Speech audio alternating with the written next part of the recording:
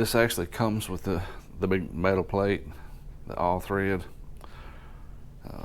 This is the bearing. It comes with 2 different size bearing adapters. I've already lubed this bearing. Do remember flat side or the riding side towards the metal plate. In other words, you would be looking at it. And then just line this up.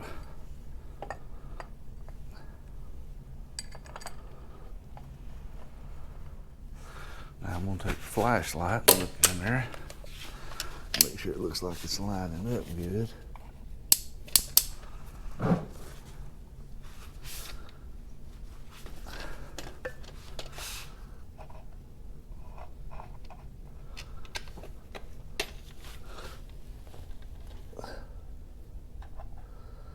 Which it does look like it's lining up.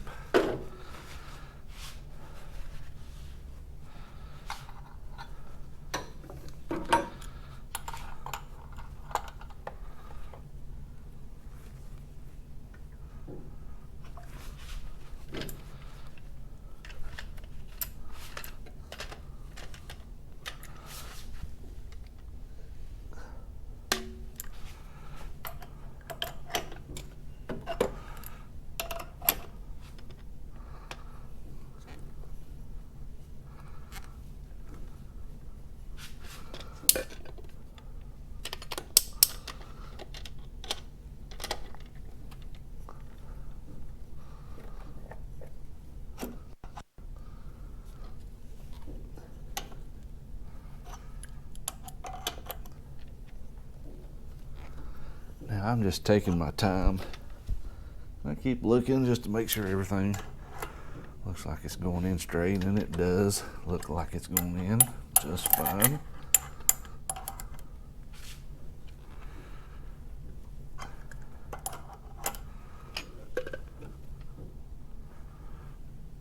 That should be getting close. It hasn't stopped yet, but it should bottom out when it's where it needs to be.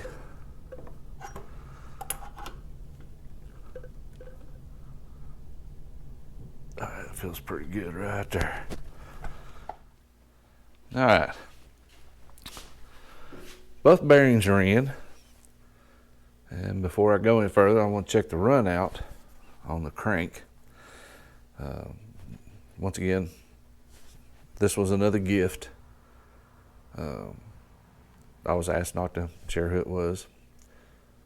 Probably, yeah, some of you would know, but most of you wouldn't. But anyway, I'll honor his wishes, or their wishes. But anyway, thanks. You know who you are. Anyway, this is just the fueling run out gauge. How this works, you just, of course, mount that up on the case. You'll drop this down in, then you can zero this gauge to where the 0 is. And right there it's on 0. And then you raise the back of the bike so you can turn that rear wheel and get the crank to spinning. Now with a twin cam, I think it's 11 thousandths is the absolute max of the run out. So I'm pretty sure this is not going to be that, because I've already been kind of playing with this, and it looked like the run out is very, very good. As you can see, it's not fluctuating more than probably 3 or 4 thousandths total, which is really, really good. It's actually kind of surprised me. But anyway, we know the run out's good, so don't have to worry about doing crank work, at least right now.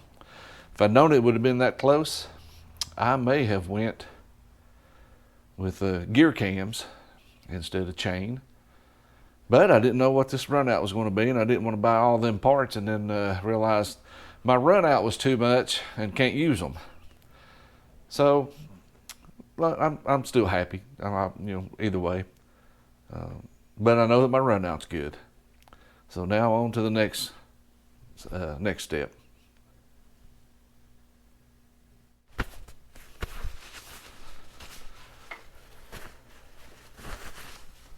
Okay, I've already got the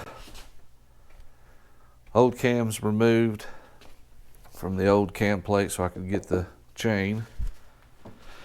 I've cleaned, these are the new cams. These are the Cyclerama 570-2s. They're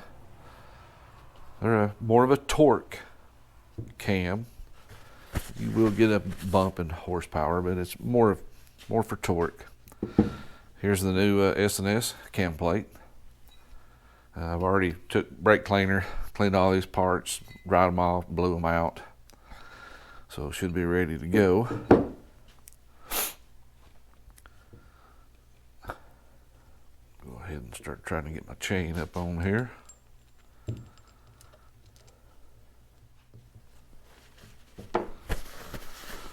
All right.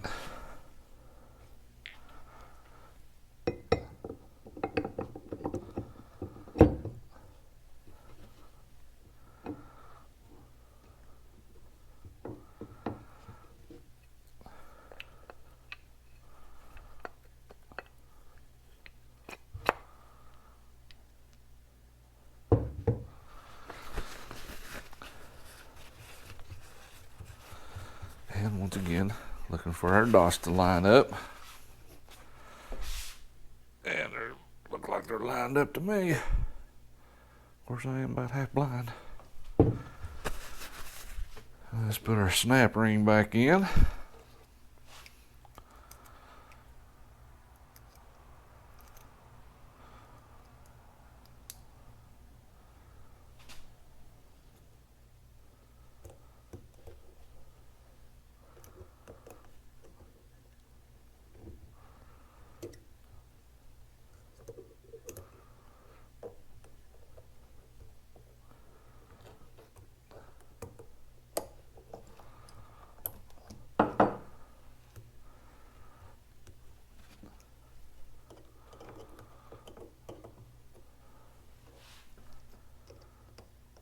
There we go. It was off just a little bit. Now I'm going to put the spacer that, this was the one that came on it. Of course, I'm not ready to put it on there. I don't know why I did that. Because the next thing I got to do is start getting that oil pump ready. And so I'm going to turn this camera back off, and I'll turn it back on when I'm ready to get on that oil pump.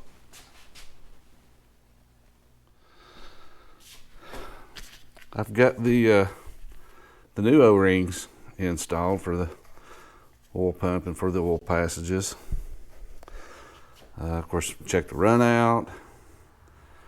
Have the new cam plate. We'll take a look at that in a minute, have it built.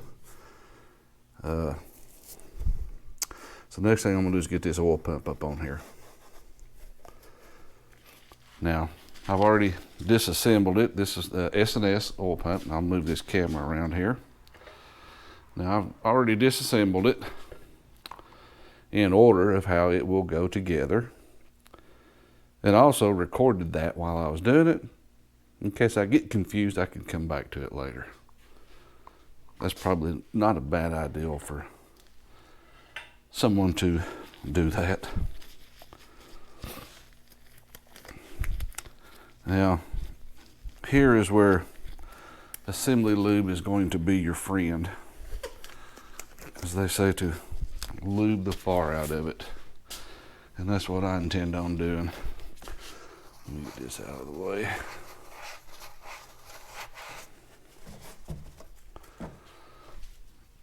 So,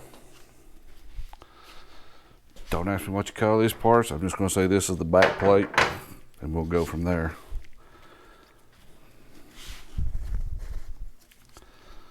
I'll do a little bit of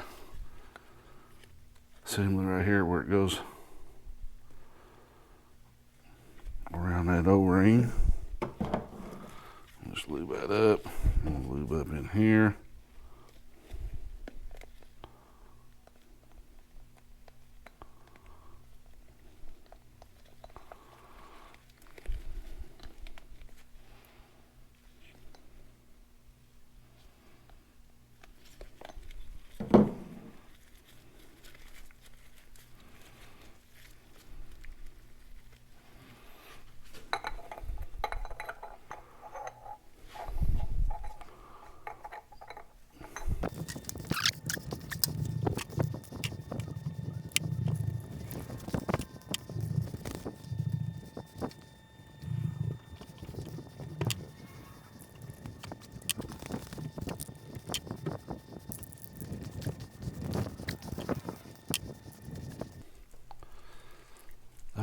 right, that should be it. Now, it's recommended that you get a straight edge to go across there to make sure that your oil pump is not protruding out further than the engine case.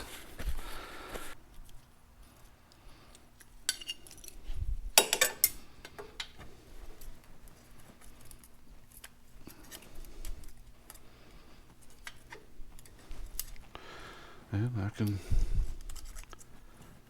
get clearance. That's a 10,000ths right there, so it's more than a 10,000ths clearance. So that's, as long as it got clearance, I'm assuming that means it's good. Of course, once again, full disclaimer, I'm assuming that's good, but I'm not a Harley technician, motorcycle technician. So keep that in mind. All right, now that that's in, the next thing I'll do is I'll slide the cam plate up in here, get some bolts started, and then start the process of turning that engine over, starting to line some things up. But when I swing around here, I'm going to swing this camera around and let you take a look at the cam plate.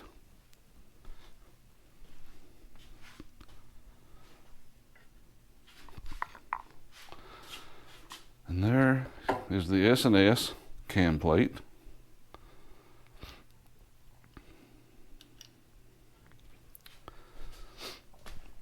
I've already got the hydraulic tensioner set on the back.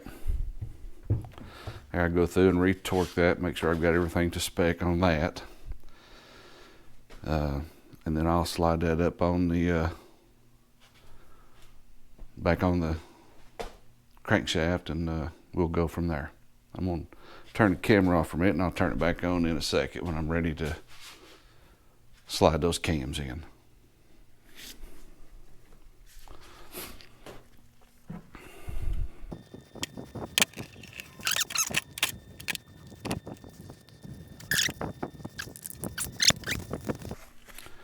I don't know, it may just be me, but that S&S cam plate and oil pump is just sexy.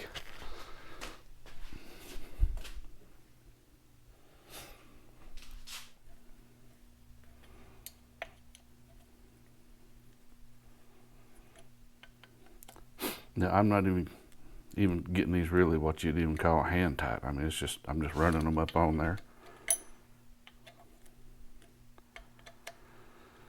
And then I'm going to do, now this step's probably not necessary. I've just seen, if you guys follow Crucy on YouTube, I've watched his videos where he's done this, and he actually starts rotating the rear tire as he's even torquing the cam plate, not just the oil pump, but as he does the cam plate.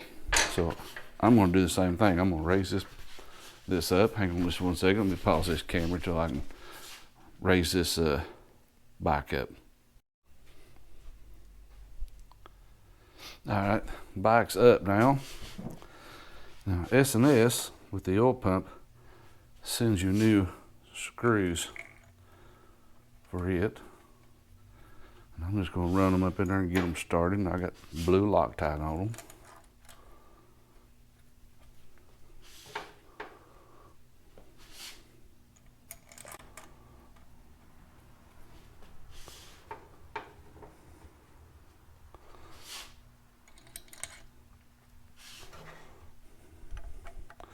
And once again, I'm just running these in.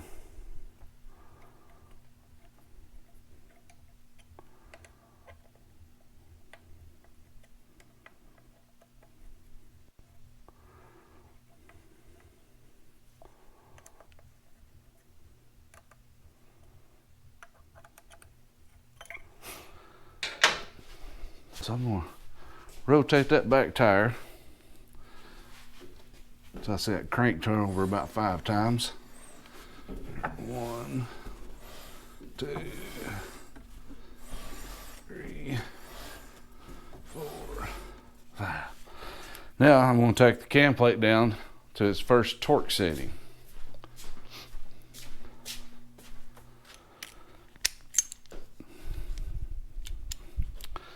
I'm going to start down here, number 1, and go to, like I said, 50 inch-pounds. And up here to number 2.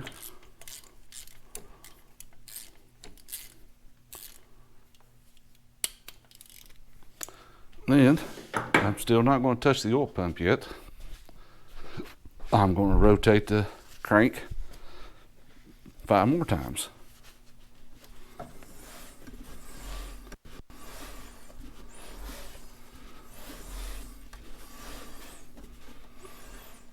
All right.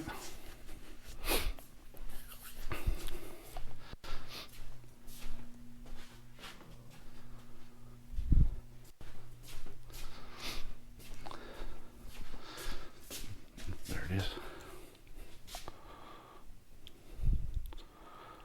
All right, I'm going to go to 70 inch-pounds this time.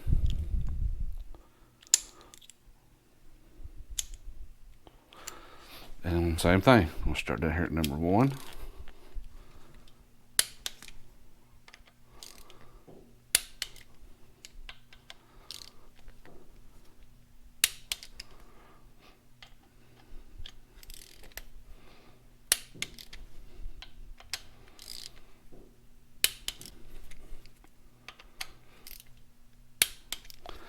And then I'm going to rotate again.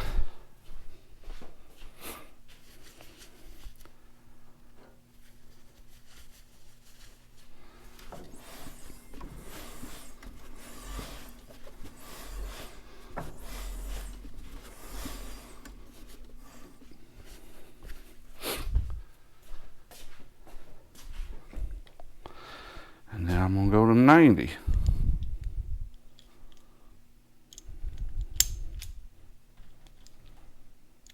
Inch-pounds.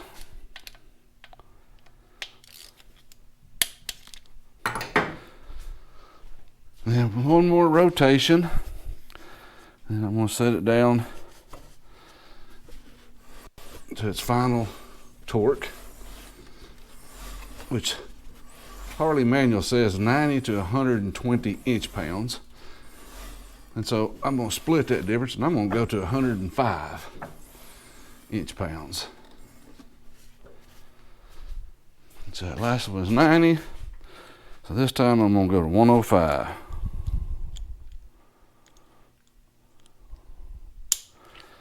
There's 105.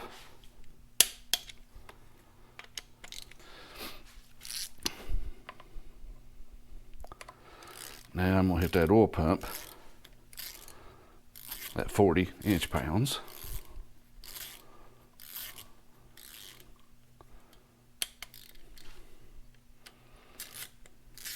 Okay. Now rotate the tire.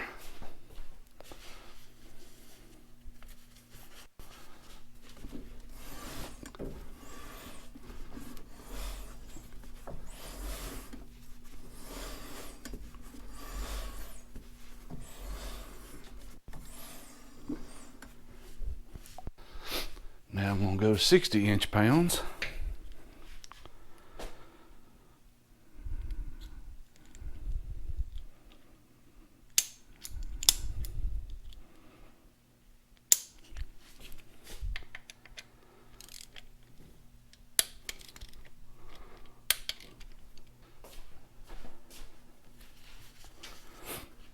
Now rotate again. I know this seems like a whole lot of rotation, but it really helps line up your oil pump. Plus, this actually is starting the process of priming your oil pump. All right.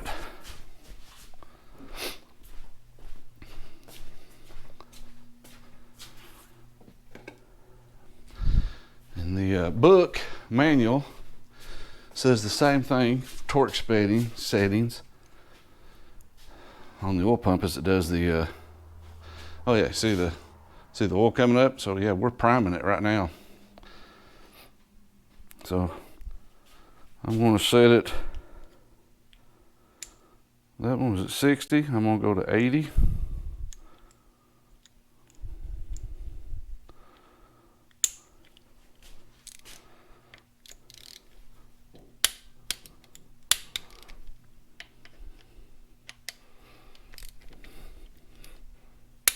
Rotate it again. Well, I'm glad to see that oil coming out of there. That means the oil pump's working. And nothing's binding up. Everything sounds nice and smooth. You would think that I was know what I was doing, but I don't. I'm just glad I got friends that know a whole lot more about them than I do.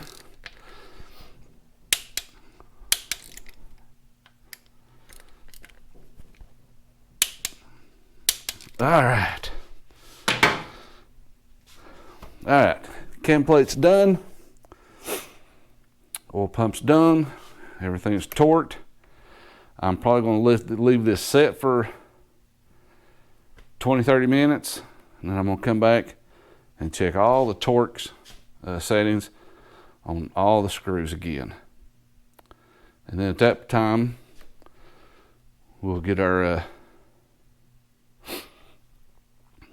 chain on there and sprockets, and snug them up and see what size spacer I'm going to have to put behind this cam gear.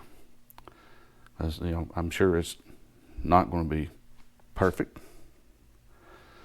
I'll start out with the one that came from the factory and go from there. And I'm going to turn this off and turn it back on when I'm ready for that. Okay, my apologies. I forgot to turn the camera on. So I've got the two gears up on here. I put the spacer, the cam gear spacer that came off of it. I have another set, you know, for different sizes that I'd ordered when I bought all this stuff. But I put the factory one back on there just to see, and I think it's dead on it. I'll put this straight edge down here. I'm putting all the pressure on this bottom gear, trying to keep it flat, and right there's 10 thousandths. And it's not going up underneath it.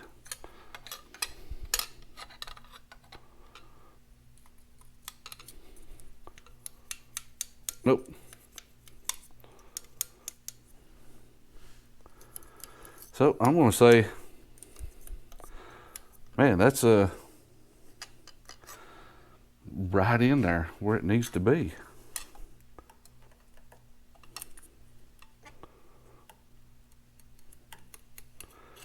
Ten thousandths is definitely not going underneath it. So now I got to pull them bolts back out, put some red Loctite on them, get the chain back on, get the timing marks correct, and snug all those down. And at that point, I'm done for tonight because my lifters are still soaking. And I didn't put them in a jar of oil until this morning. Actually, it's probably about lunchtime today. And so I want them to set at least overnight, try to get all the air bubbles out of the lifters. So, like I said, I'm going to get the chain back on. Like I said, get the timing set, red Loctite, torque all these down, and call it a night. I forgot to mention, or I don't even really know if I even had the camera on, can't remember, but the two bolts right here, your cam sprocket, and of course the crank, use red Loctite. This one you set it to 24 foot-pounds. This one's at 34 foot-pounds. I don't remember if I had the camera running on that or not, so I figured I'd share that. All right, so here was my method of pre-soaking the lifters. A little mason jar. Now on these are Woods lifters.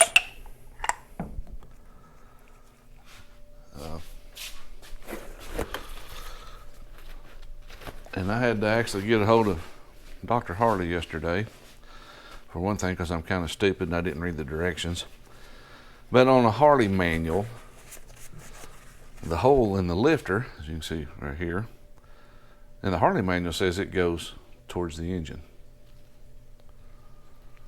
But on these particular lifters here, the holes, if it's the front cylinder, will face the rear cylinder. If it's a rear cylinder, the writing and the hole will face that way. Well, if you look at the fine print on the directions, which I didn't, it says that the writing on the lifters face the pinion. Well, here's your pinion gear, so, which runs into the center of the bike or engine. So the rear cylinder, here's your writing, there's the hole, faces the front cylinder or faces the pinion. So shout out to Dr. Harley for setting me straight on that. So anyway, here's the rear one, there's the hole, I'm gonna drop it in.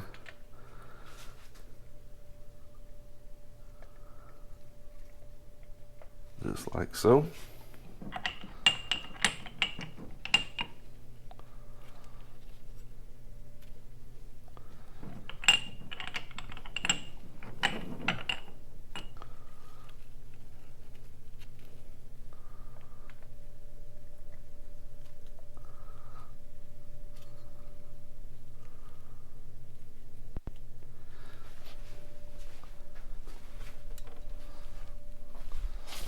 And here's your little hold down rod that keeps those lifters from turning. All right.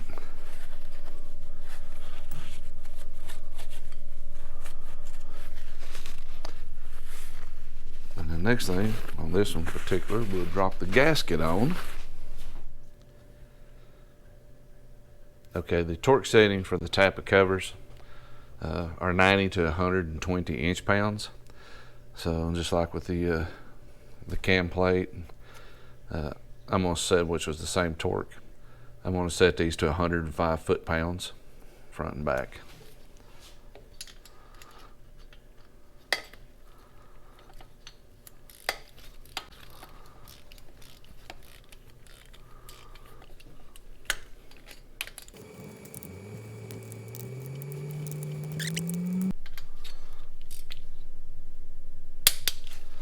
All right, those are good.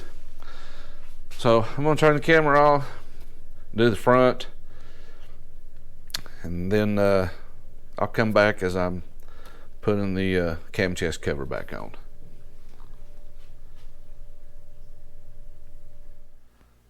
Okay, I might have forgot to hit the record button on the camera. So anyway, made a little bit of progress. Got the cam chest cover on. Got it torqued down. Once again, that's between 90 to 120 inch-pounds. And I went to 105.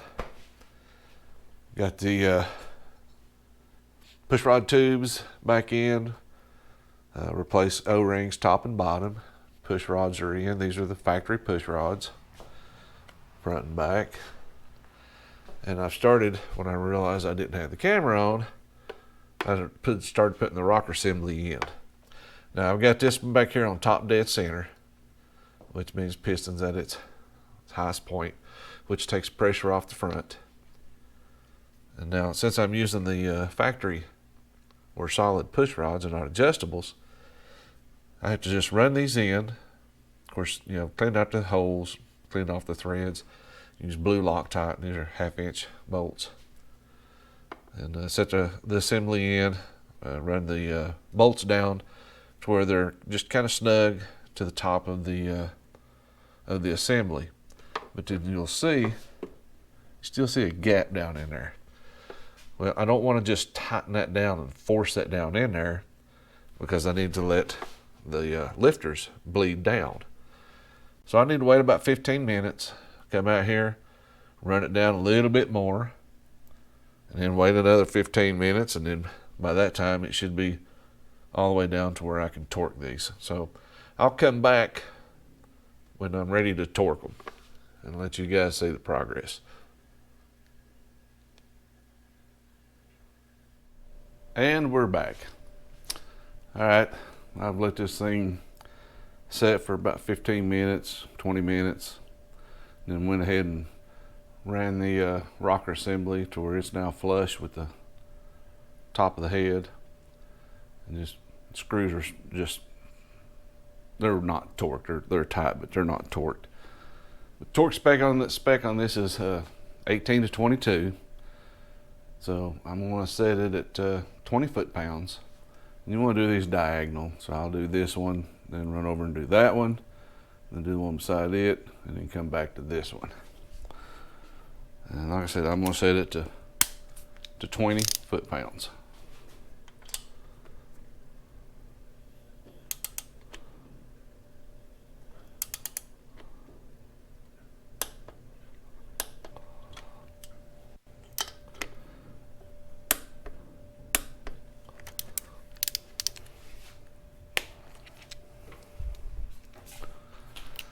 Now on that side over there, I was using one of these little I think they call them dog bone adapters, because you don't have a whole lot of room. It's even going to be worse on this one, so those are handy.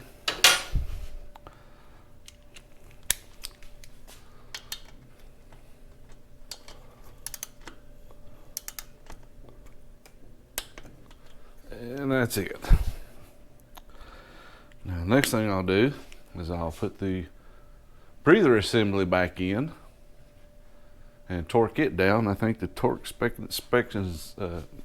the torque rating on it, I'm wanting to say that's in inch-pounds. That one's 120 to 156 inch-pounds. So I'll find a good happy medium somewhere there and set it. Now, probably want to turn the camera off. Oh, by the way, I did replace the O-rings in each one of them oil passages that sits underneath here. But I'm gonna get this breather assembly on, and when I come back, we may be putting the rocker box covers on, or at this point I may just be, next time you see it, it may be put back together. Not real for sure how I'm going to do it. But there's no sense in watching me repeat myself. So anyway, we'll figure it out in a minute.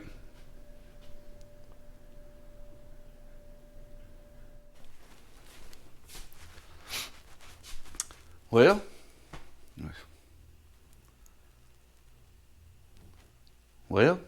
as you can see, the bike is put back together. Everything went on, yeah, decently. Exhaust was a little difficult. But other than that, I mean, pretty much everything went together really good. The one thing I will say, the exhaust gaskets, I don't know who invented this little trick, but it's something I got off of YouTube. But whoever you are, thank you. And that's this little thing right here. I mean, it's just a carriage bolt with some washers, but it works perfect when you're putting the new exhaust gaskets in. I've fought before with exhaust gaskets to where, I mean, I've destroyed them trying to get them in. This little thing right here, even the front one where it's really difficult to even reach, this thing worked great. I mean, you just put your gasket over top of this, line it up, and just start kind of wiggling it and wobbling a little bit. Gasket will go right in. It amazed me how easy that was. But the next thing we're going to be doing is the tune. So I'll set this camera up on the tripod. It came preloaded with the tune. Fuel Moto built the tune for it. So we'll set the camera up on the tripod. We'll do the tune on it, and then then we'll see if it starts and actually runs. So stay tuned.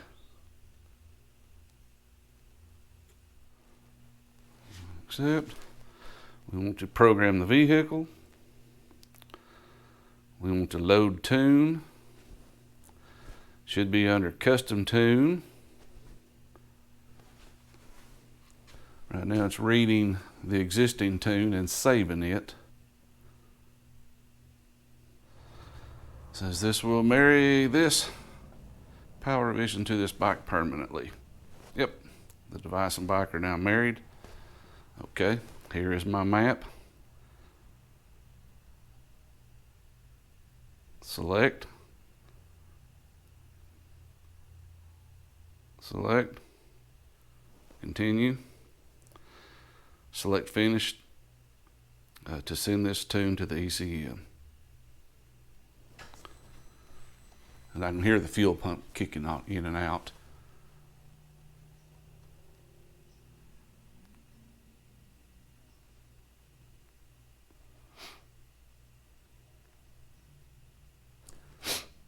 This actually takes a little bit longer than I thought.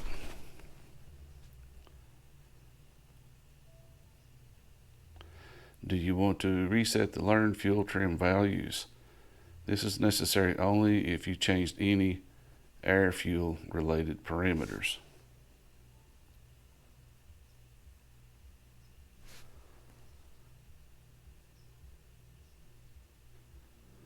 I'm going to say no. I didn't change any of the air.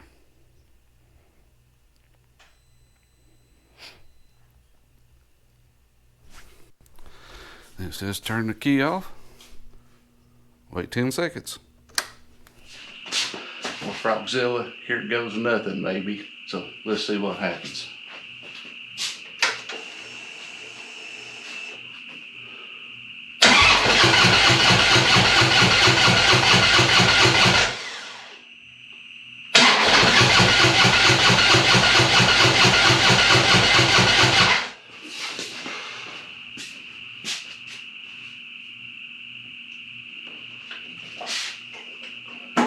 There we go. Let's try this again.